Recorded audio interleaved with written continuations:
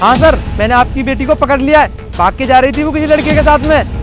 अरे सर पकड़ लिया मैंने, होटल में पकड़ा है, होटल में। और वो लड़का ना मुझे चकमा दे के भाग गया, पर आपकी बेटी को मैंने पकड़ के रखा है। बस थाने लेके आ रहा हूँ मैं सर, आप थाने पहुंचिए। अरे हाँ सर हाँ। अरे सर बहुत मुश्किल से पकड़ा मैंने उसको, जी जान लगा दी थी उसे पकड़ने के लिए मैंने आपकी बेटी को। मैं तो सोच रहा था लड़का भी पकड़ा जाए, पर लड़का पकड़ा नहीं गया मेरे पास, भाग गया सर चकमा दे के। ठीक है सर, लेके आ रहा हूँ मैं। ठीक है सर, चल। बाबा, अरे बाबा आप कहाँ से आ गए यहाँ पर? यहाँ पर तो एक लड़की खड़ी हुई थी। अरे बेटा, शर्म नहीं आती बुढ़े इंसान को परेशान करते हुए? अरे बाबा मैं क्यों आपको परेशान कर रहा हूँ, और मुझे शर्म क्यों आएगी? यहाँ पर ना मैं किसी लड़की को पढ़ के लाया था, वो पता बड़े साहब की बेटी थी, भाग के जा रही थी, मैंने उसको पकड़ा बहुत मुश्किल से। आप मुझे ये बताइए आप यहाँ पर क्या कर रहे हो, कैसे आए आप यहाँ पर? अरे तुझे शर्म आनी चाहिए, पुलिस में होके लड़कियां पकड़ता फिर रहा है, और कुछ काम नहीं है क्या?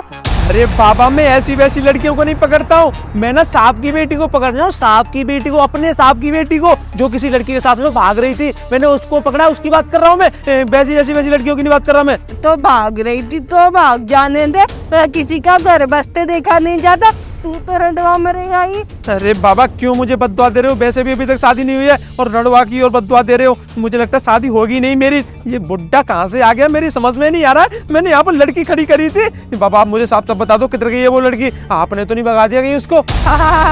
क्या बात करी है, मेरे पैर तो वैसे ही कमर में लटक रहे हैं। 50-60 साल तो मेरे जीने के बचे ही हैं, बस उनमें भी शांति से जीने नहीं देते। अरे तो ही तो लाया मुझे पकड़ के। 50-60 साल और जियोगे क्या? हमारा रश्मि की आयु है क्या ऊपर से?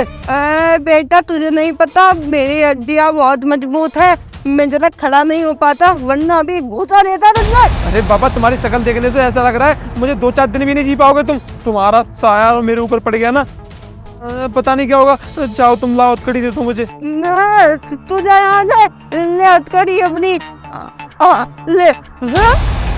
जादूगर है क्या बुड्ढा? ठीक है जाओ। अरे सर रुको, ए हटाओ।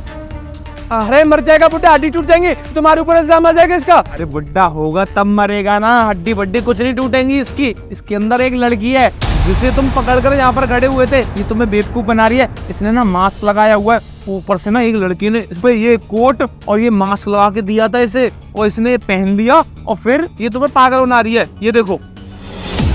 अरे हाँ ये तो वही लड़की है, साहब की बेटी का। मतलब तुम मुझे पागल बना रही थी इतनी देर से। मुझे तो लगता है इसी का साथी होगा जो इसे भगाने की कोशिश कर रहा है वो।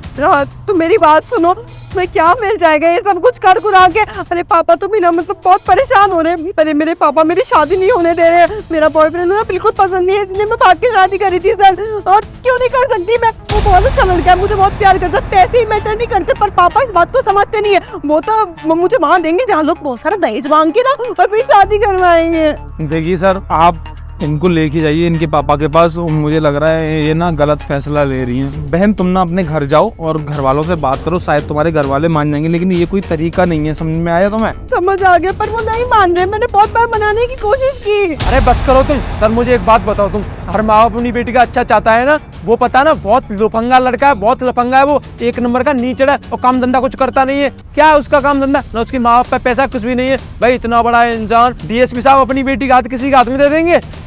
हाँ जो भी, अब बहन तुम अपने घर चली जाओ। चलो यहाँ से।